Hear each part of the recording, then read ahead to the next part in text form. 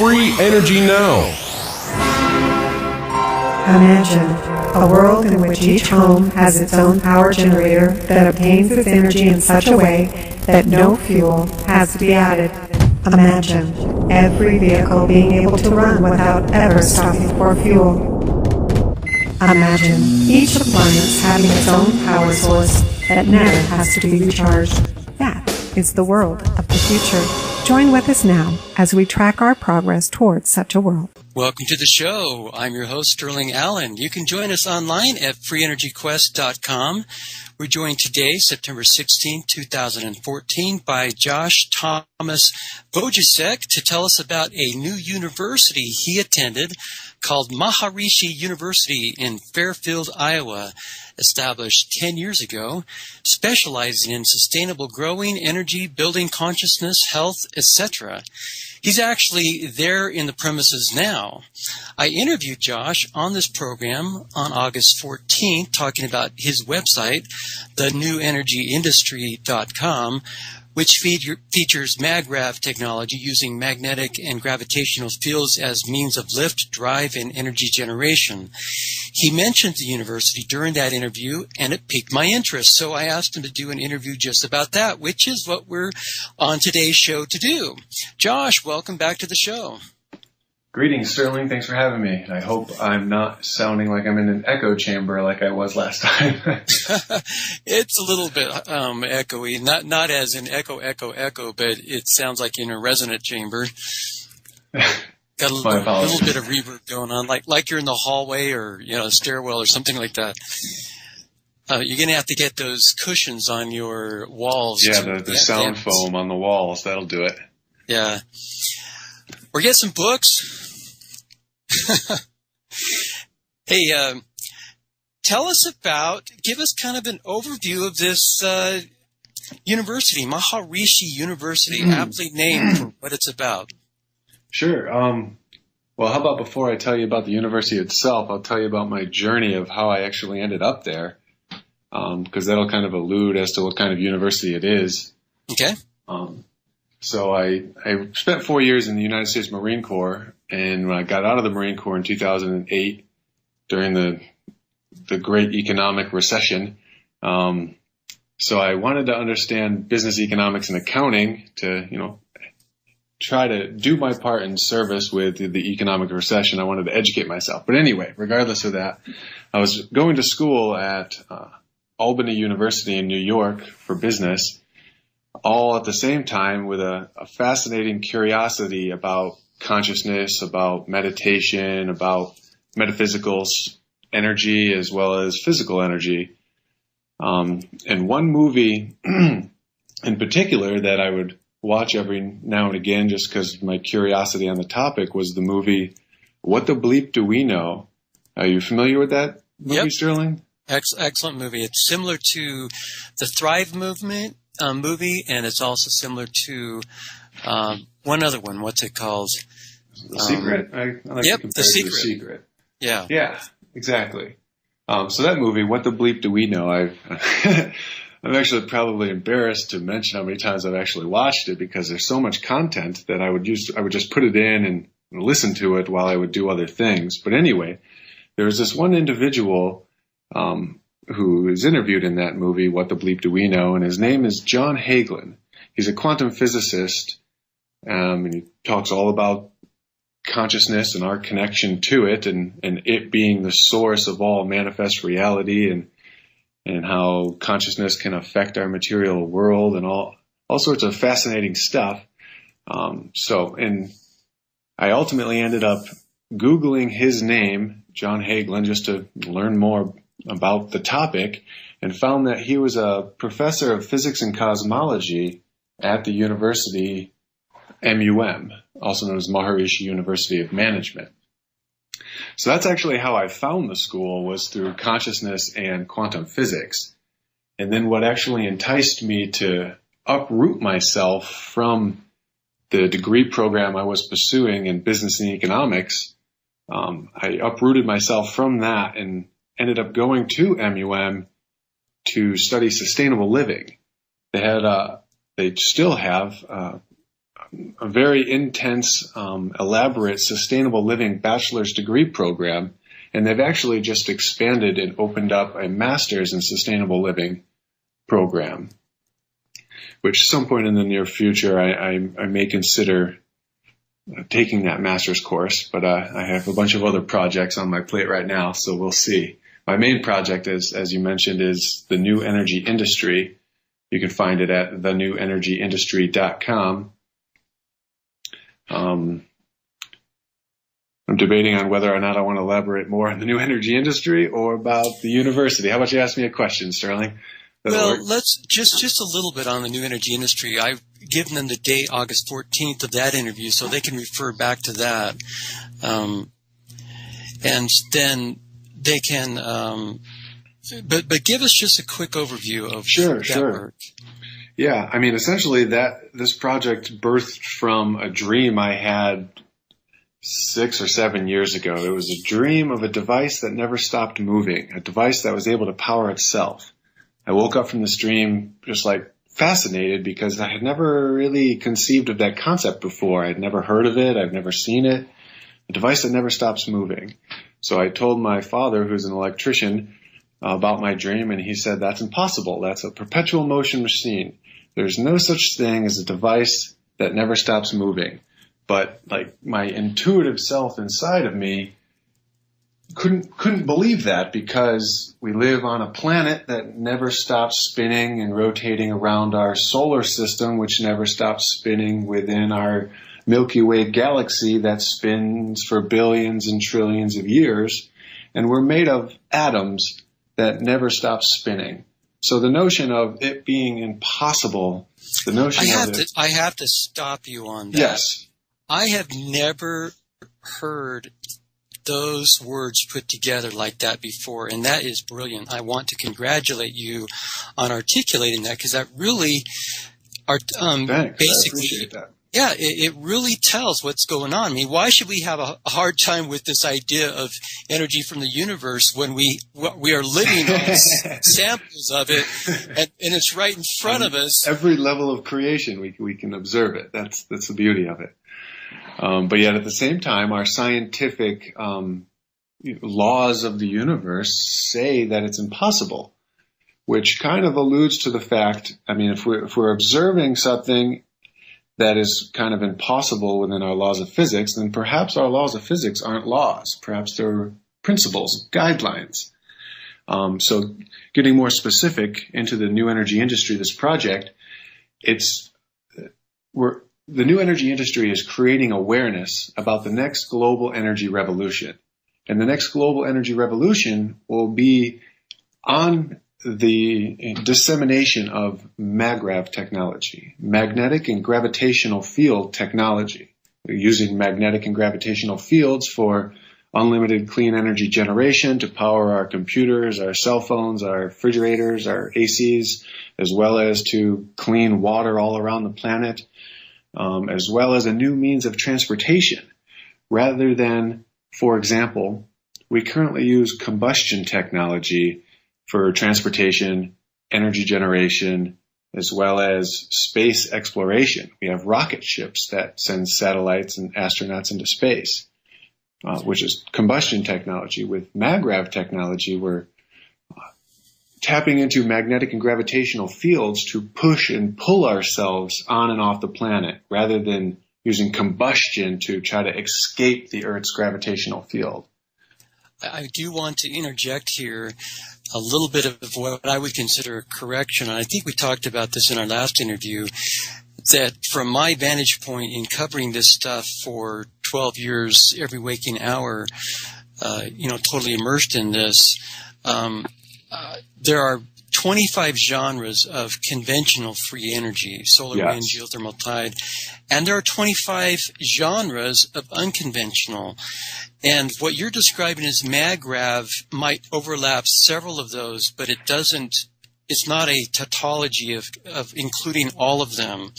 And I just want to make that clear, that what you're talking about in MAGRAV technology is not the only solution that's going to save us. It's one of many. Correct. Basically what I'm trying to do with what you just kind of pointed out, I'm trying to focus the conversation around a specific form of technology that covers many different kinds of generators, because there's scientists and inventors and different organizations around the world developing different kinds of generators, each having their own name. We got the Kesh plasma generator, we got the Searle effect generator, etc. But they're all essentially MAGRAV technology. That's an overarching umbrella that can help focus the conversation. Yeah, the ones that you just clarify what we're actually talking about. The ones you just mentioned are MAGRAV. There are Correct. plenty others that are not in that or in that Correct. genre. Okay. Go ahead. Well, what was the question? You were giving us a synopsis of your work at the new energy industry, and I don't want to. Let's kind of wrap it up there because I want to get back to Maharishi University. Cool. Yeah. So, I mean, the main foundational principle behind this awareness initiative that is the new energy industry is physics. There's currently a revolution underway in the physics and engineering, and it's about the newly discovered torque that's in the fabric of space-time. The Resonance Project, which is located in Hawaii, the director of research, his name is Nazim Haramein. Him and his research partner, Dr. Elizabeth Rauscher, have added torque calculations to Einstein field equations that now explain why the Earth spins, why the solar system spins, why the galaxy spins, why our atoms spin. Because there's a fundamental torque in the fabric of space-time that we can harness. So that's the mathematics of MAGRAV technology. And then we have the engineering, the Kesh plasma generator, the Searle effect generator as two examples. That's the revolution happening underway in engineering. So it's a combination of mathematics and engineering that's going to birth this global energy revolution around MAGRAV technology. So the new energy industry is an awareness initiative to promote these breakthrough forms of technologies, as well as the organizations and individuals pioneering this exciting new industry.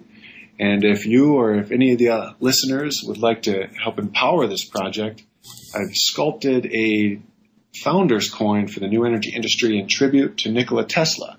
If you go to the website, the new energy industry, you can see a picture of the coin, and you can have an opportunity to purchase it right there to empower this work. And currently, there's founders in 22 countries around the world. So the coin is meant to be a means of empowering this awareness initiative, but it's also a means of connecting you to a global family, really, of founders around the world who all kind of help share this vision. So the more Nikola Tesla founders coins that are sold, the more I'm able to help kind of promote this work, and the greater network of founders who are united under this vision there are, thus increasing its energetic frequency within our societal consciousness. Yeah, and Yeah, and we're not talking about thousands of dollars. We're talking about, $99.49. Yeah, totally. These are very inexpensive, something that anyone can afford. Yes, that's my goal. I mean, is to make it accessible. I want to make the information accessible, but I also want to make a means of getting involved accessible. So there's three main ways you can get involved. One, join the Learning Network on the website. That's how you stay tuned to updates, and as I make YouTube videos, you'll get those directly in your inbox. And then you can share the website with your friends and family and network. And most importantly at all, what actually gets the wheels of industry going is making sales and selling the Nikola Tesla Tribute Founders Coin as a seed that's meant to grow a new future of energy technology on this planet. Now let's bring this back to Maharishi. Wonderful. Okay, so basically what I was saying, how I got to this school was through the movie What the Bleep Do We Know, and Dr. John Hagelin being a physicist and a professor at this school. But essentially the degree program that I just finished last year, sustainable living is a very vast topic. It covers everything from like renewable energy, like wind, solar, geothermal, hydroelectric, biofuels, as well as like all sorts of means of energy conservation. Because, I mean, energy generation is one aspect of sustainable living, but then there's also energy conservation. And then everything from sustainable farming and sustainable agriculture principles, season extensions through greenhouse practices, as well as permaculture certification course. I'm not sure if you're familiar with what permaculture is, but it originated in Australia, and it's a way to make a kind of permanent way to grow. It's a means of growing your own food, self-sustaining on a relatively small plot of land. It's called permaculture, and that's one aspect of the sustainable living program. And then there's eco-cities, design, comparing our current city designs, our current water and waste management systems with what would be a more sustainable means of city design, building design, material selection, as well as water treatment and waste treatment, and then in addition to all of the really tangible aspects of sustainable living, the degree program also gets into like critical thinking and sustainable living, like how to actually, tailor your own thinking to just naturally think in the mindset of sustainable practices, as well as like the philosophy of sustainable living. These are two classes that I've taken that, again, kind of tailor your way of looking at the world, how you make decisions in life to ultimately make a more socially conscious decision, a more sustainable, earth-friendly, community-growing decisions. And that's not even really mentioning the school itself. That's mainly the sustainable living program. And then there's the whole consciousness-based education, which is kind of the school's linchpin. One of their slogans is Maharishi University of Management, the home of consciousness-based education. And what that means is essentially it's a university where everyone meditates. So consciousness-based education is a combination of learning from your professors, learning from textbooks, learning from the outside world, but also then on a daily basis taking your senses and turning them inward and looking inside yourself in meditation practice to have a sense of self-referral with the information you're learning. So it's a process of learning from the outside, but it's also a process of learning from the inside, which, from my own experience, can be even more beneficial than learning from the outside. And another one interesting feature of the school is that class that I mentioned, Dr. John Hagelin's class, Foundations of Physics and Cosmology, is actually a required class for all students, regardless of their degree program. If you're a sustainable living degree major, if you're an accounting degree major, if you're computer science, if you're a physics, media and communications, what have you, everyone at this university is required to take a Foundation of Physics and Cosmology class, because having an awareness of the magical quantum world on the microscopic scale, as well as the grandeur of the universal world on the macroscopic scale, really opens up your eyes and gives you a new perspective on yourself as well as the world. And that's something I really like about this university, is the fact that everyone has to take that class. It just so happened to be the reason why I came to this university was that class. Then to find out that it's actually a required class kind of made me happy, knowing that more and more people were learning about it. But I could go on more about that, but do you have any questions? Sure. Just I appreciate that articulate rendition of what's going on there. How big? Give us a sense of how many faculty, how many students, how big is the campus, how many buildings? Cool. Well, before I dive into that, I want to real quick ask, when do we take our first break? In about 2 minutes. Okay, cool. It's a relatively small campus. There's about 1,200 students between all of the different degree programs, with enough faculty to teach all of them. But they just actually constructed a new building that's Platinum LEED certified. LEED standing for leaders in. I can't believe I'm blanking on it. Leaders in disregard. LEED certified building, which means it's very, very sustainably designed and built. And that certification is used across the world, isn't it, for building? Basically saying it's a green, sustainable building. Yeah, what does LEED stand for? Do you know what it actually stands for? I'm blanking on it. I'm going to look it up right here. Off the top of my head, yeah. Here we go. I'm clicking on it right now. Most of our audience is familiar with that. How many buildings are there on campus? Total, there's about 10, and then other administrative buildings that don't really house classes. They're just for administrative purposes and all sorts of stuff like that. Mm-hmm. But the main building, I'm actually going to be giving a presentation in next month for the new energy industry. So I'm actually pretty excited about that. It's been a while since I've given a presentation there. That's actually why I'm back in Fairfield from Boulder, is to network with the students and launch a presentation for the new energy industry. So when that happens, I'll keep you posted on that. Yeah, I should mention, just remind the audience, I'm from Boulder, so we have some stuff in common there. We'll be back in about 4 minutes. Don't go away.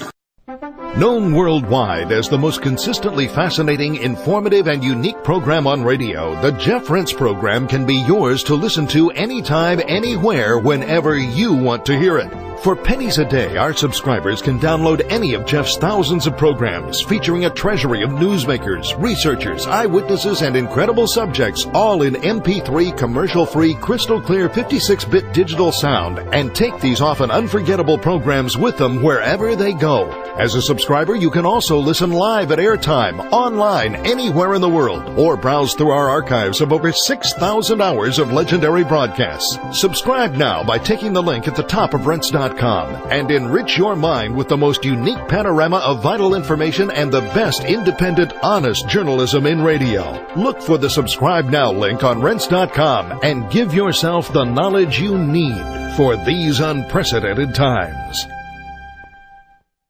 Presently, the number one technology in our top 5 exotic free energy technologies listing at top5energy.com is what we call hydroxy technology, in which onboard electrolysis creates oxygen and hydrogen. Unseparated, it's also called Brown's gas, or HHO. By then adding this to the fuel, the mileage and horsepower of an engine can be significantly improved while reducing emissions. One of the reasons for this is that Brown's gas breaks down the larger chain fuel molecules so they can be utilized and not exhausted, unburned. There are many companies worldwide that are making and selling these hydroxy systems. We've compiled a list for you at besthydroxytechnologies.com. When you find one you like, be sure to tell them that Sterling Allen of PES referred you. Again, that's besthydroxytechnologies.com. Free energy, now! Welcome back to the show. We're talking with Thomas Vojtisek from the newenergyindustry.com, talking about Maharishi University. And Josh, I would like to get into the social aspect. One of the things that's fun about college is just, hanging out with kids, having fun, just the whole, people are getting away from home for the first time often, and there's the whole social element. But I would imagine that the social aspect of the Maharishi University would be in a class of its own in comparison to what a normal university would be like. It's an understatement. But yes, I went to 2 universities before coming to this one, both of which had really large classroom environments and actually the opportunity to really engage one-on-one with teachers and the faculty was kind of difficult. But the beauty of this school is that it's a relatively small campus. It's a relatively small body of students. So you really have the opportunity to connect and bond with the faculty and your fellow students on a different level that I didn't experience at any other university.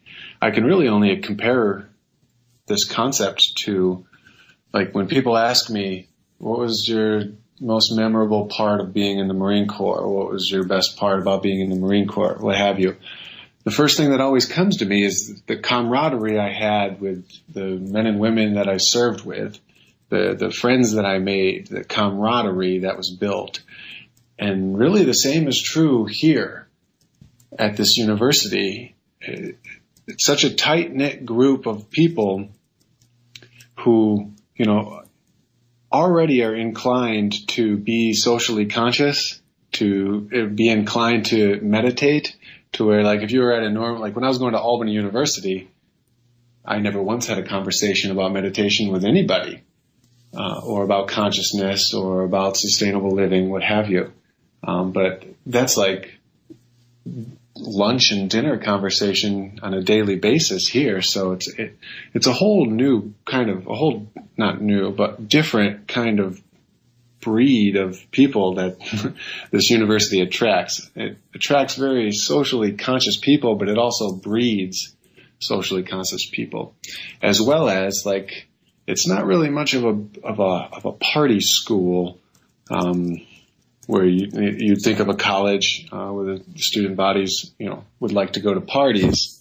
Don't get me wrong, that still happens, but not to the degree at other universities, mainly because the students as well as the faculty are more interested in, like, personal and professional growth than they are in getting wasted, which I hope makes sense. Yeah, let's talk about the terminology outside the box, fringe, pushing the envelope, where anyone wants to think of themselves as pushing the envelope because that's cool. Sure. But in reality, most people are stuck in mainstream morass and don't get very far outside the box. Mm-hmm. I would think that Maharishi University would be somewhat the epitome of a collection of people who are not only lip servicing outside the box, but are living it, breathing it, talking about it, implementing it. Certainly. On many different aspects. I mean, there's a lot of, even like different aspects of sustainable living within mainstream kind of culture, society, and education. Just basic sustainable living education is kind of an outside the box thinking, but then getting into, like, levels of consciousness, the sleeping state of consciousness, the waking state of consciousness, transcendental consciousness, unity consciousness. These are more of the fringe topics which people, really, they talk about, but they also embody and live on a daily basis, which is quite impressive. I mean, I've connected with and made friends here in this town of Fairfield, Iowa, that's where the university is, that I know that will be my friends for the rest of my life just because that's the level of connection that we made, which, was facilitated by the university. If that makes sense. Another terminology I'd like to throw out is heaven on earth. The Christians, for example, are given a mandate to, the prayer, thy kingdom come, thy will be done on earth as it is in heaven, to bring the kingdom of heaven down from heaven on earth, to implement the principles of goodness and love on the earth. I would think that Maharishi University would be a lot closer to heaven than most places on earth. More or less, yeah, I would say.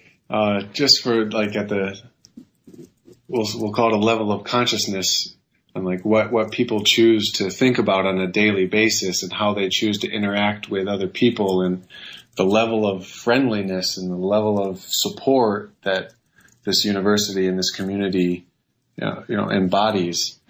In that aspect, I will agree with you.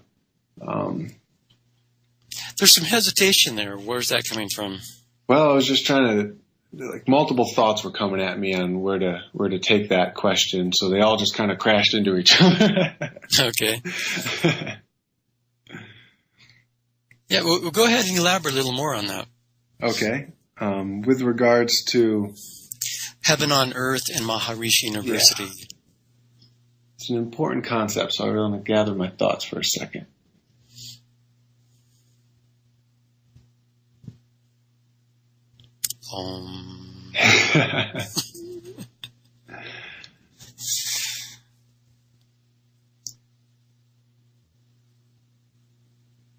I don't know. I mean, it's hard to think of a specific geographical location that kind of embodies heaven on earth.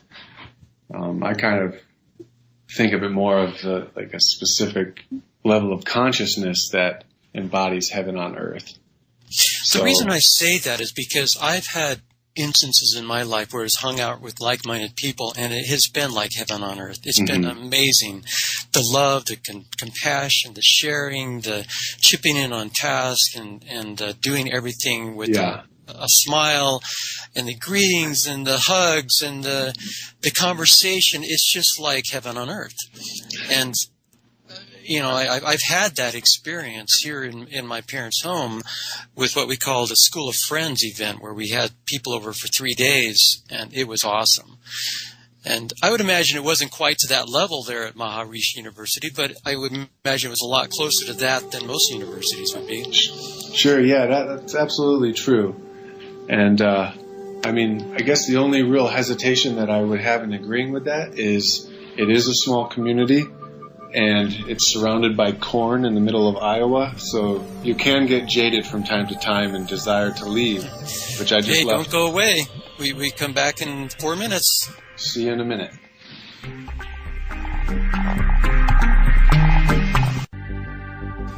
Heart and Body Extract is like no other herbal support for the cardiovascular system. It's all natural and has no adverse side effects with any substance.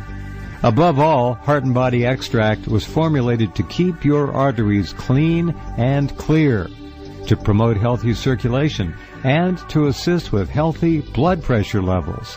It also supports regular heart rate and helps maintain healthy blood sugar levels. Heart and Body Extract is made by a company that has provided 14 years of impeccable service to everyone, and their products have never had a price increase. So if you want youthful energy, strength, and stamina, go to www.heartandbody.com or call 1-866-295-5305. As you listen to and benefit from this Free Energy Quest show, as we track the many cutting-edge clean energy technologies likely to not only be ecological, but economical as well, we would like to remind you that we are listener-supported. You can send donations via PayPal to donate@pesn.com, or you can click on the donate link found on our web pages. You might consider a monthly pledge. You're welcome to send us ideas about possible advertisers or products to present to our esteemed audience via that email as well.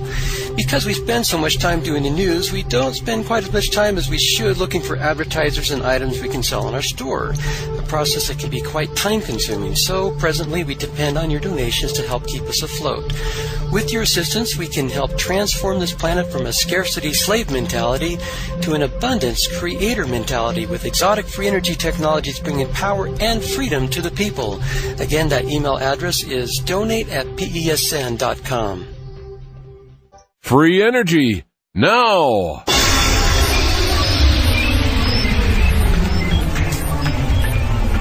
Welcome back to the show.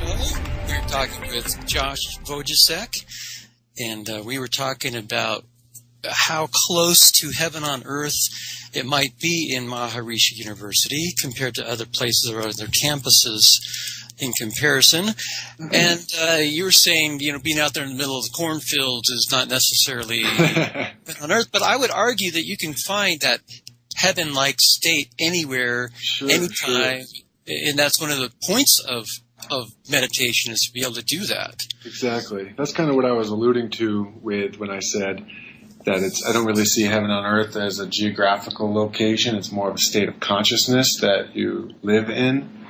Because I personally would see Boulder, beautiful mountains, beautiful days, nice weather, low bug count, nice people. That's a better geographical location. But the community here in Fairfield definitely has a heaven-like feel to them. Everyone is very socially conscious, and like an example of this, about a year and a half ago, our local energy utility, Alliant Energy, they had a campaign with all like the surrounding cities. There was a challenge. It was called the Hometown Hero Awards Challenge. It was an energy efficiency challenge. Whichever city can decrease their energy usage via energy conservation measures will win a rack of solar panels gifted to the community from Alliant Energy, our local utility. So Fairfield just took this project by the horns and ran with it, or by the reins and ran with it.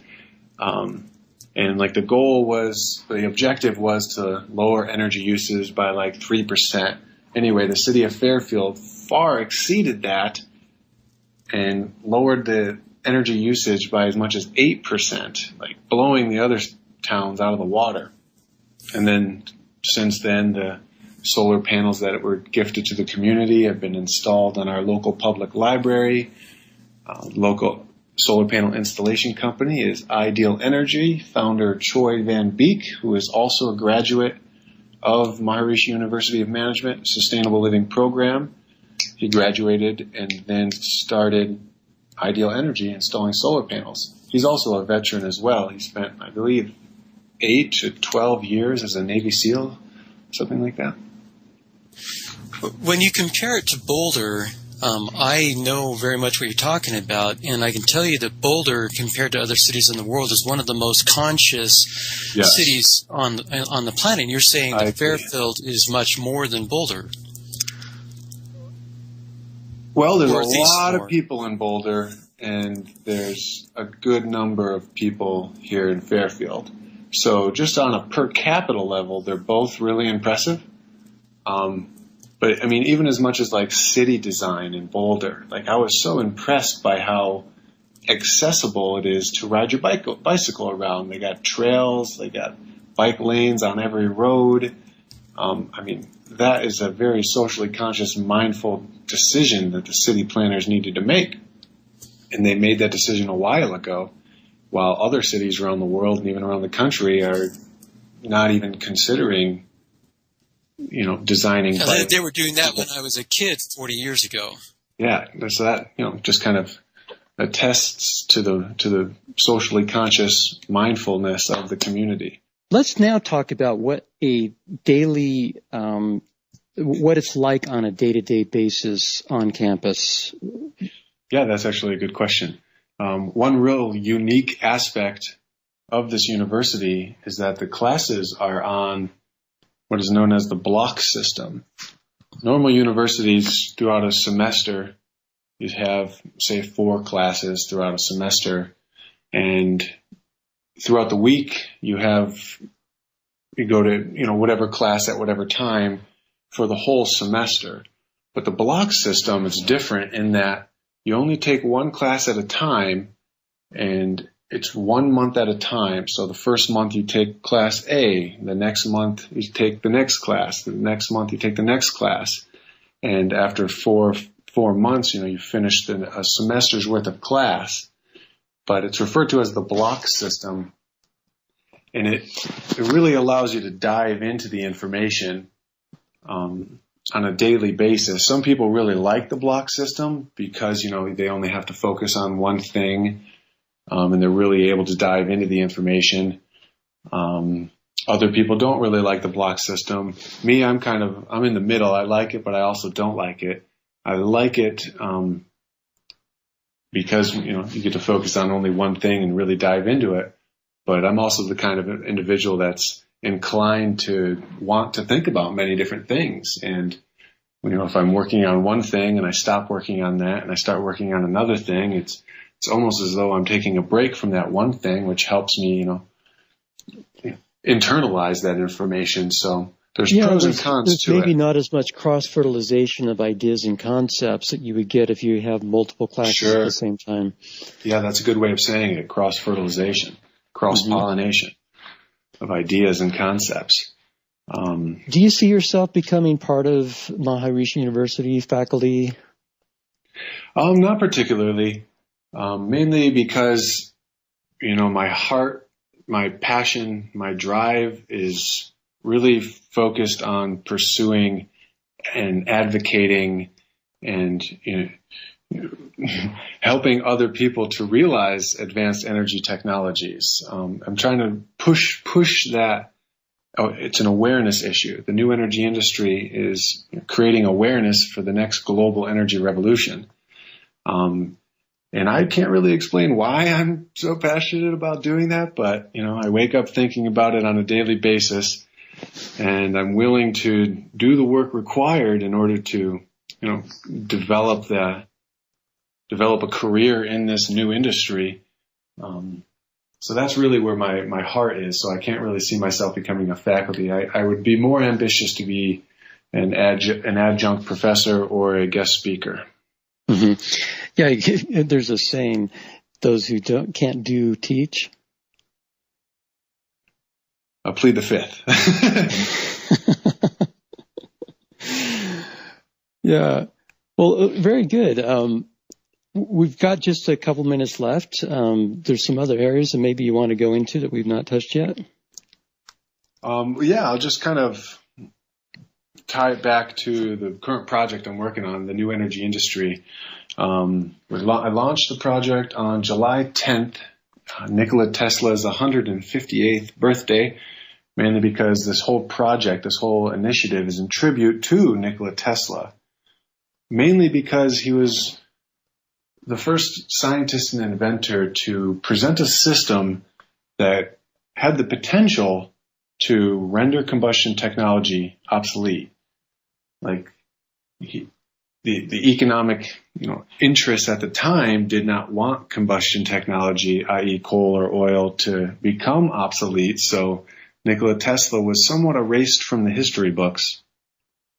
But he's receiving a revival in our societal consciousness through movies and through comic book strips, and YouTube is really promoting him. But Tesla Motors Company. Tesla Motors example, that's another great example. But anyway, we launched the project on July 10th, and so far we have founders in 22 countries around the world, all individuals who see and resonate with this mission and who want to help empower it. They want to get involved, and they want to be connected to other founders around the world via the Nikola Tesla Tribute Founders Coin. So if and when you decide to purchase your own Founders Coin for the new energy industry, you will already be connected to individuals in 22 countries around the world. So this is a global initiative. So you have a forum on your website? How do people communicate? Well, the Founders Coin campaign is more of an energetic connection. In the future, I will develop more of a collaboration effort amongst individuals, but now my focus is to just iron out the basic principles and really quick promote them. Before we end, get the website for Maharishi University. You've been listening to Free Energy Now, brought to you by PES, Pure Energy Systems.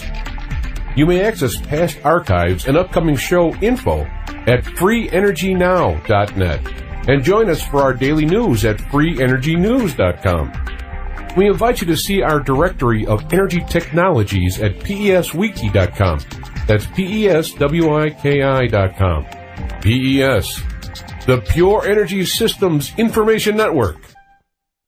You're listening to the Rents Radio Network, nationwide and worldwide on the net and at rents.com.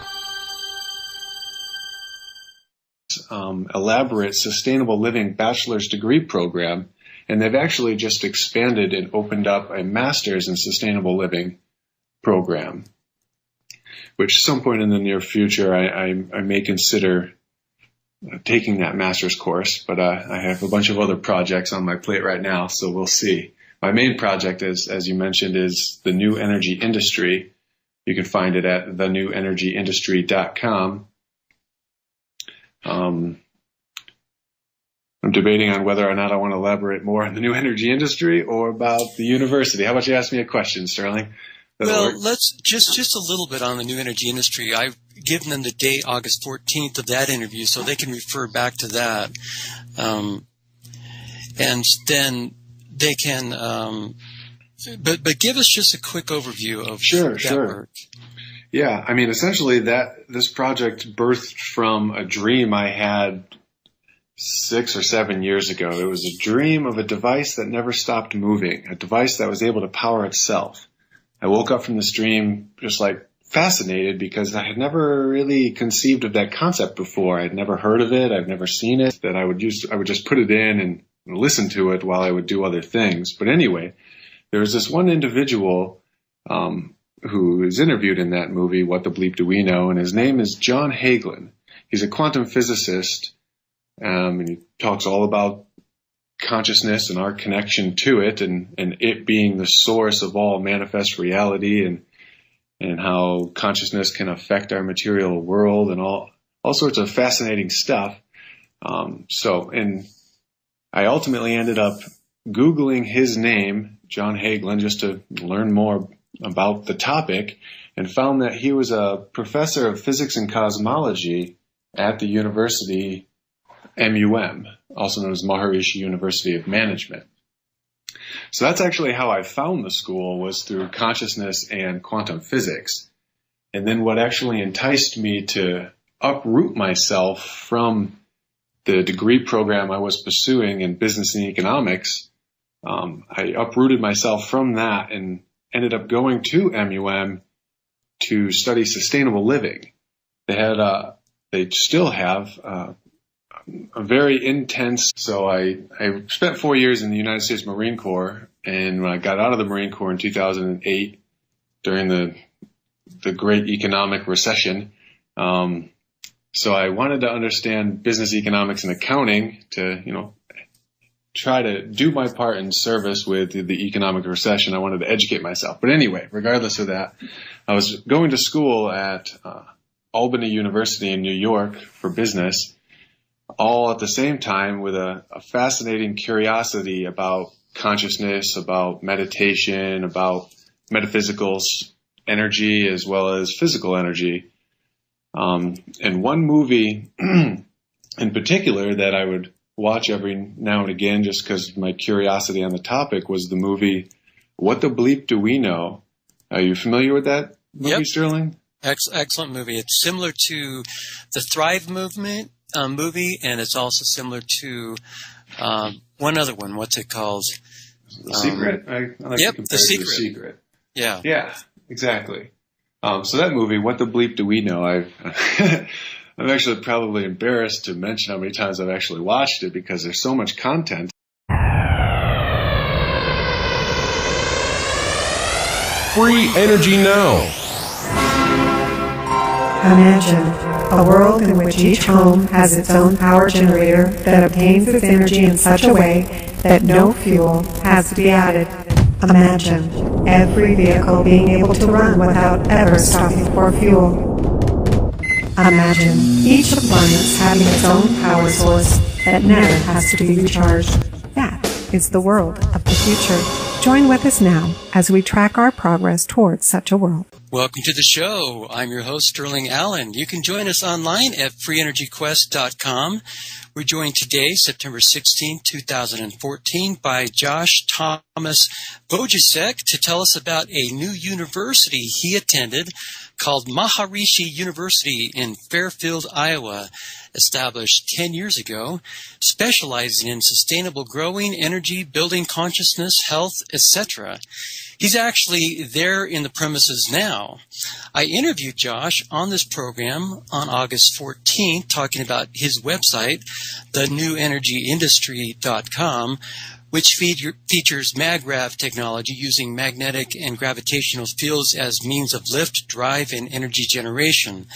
He mentioned the university during that interview, and it piqued my interest, so I asked him to do an interview just about that, which is what we're on today's show to do. Josh, welcome back to the show. Greetings, Sterling. Thanks for having me. I hope I'm not sounding like I'm in an echo chamber like I was last time. It's a little bit echoey, not as in echo, but it sounds like in a resonant chamber. Got a little bit of reverb going on, like you're in the hallway or a stairwell or something like that.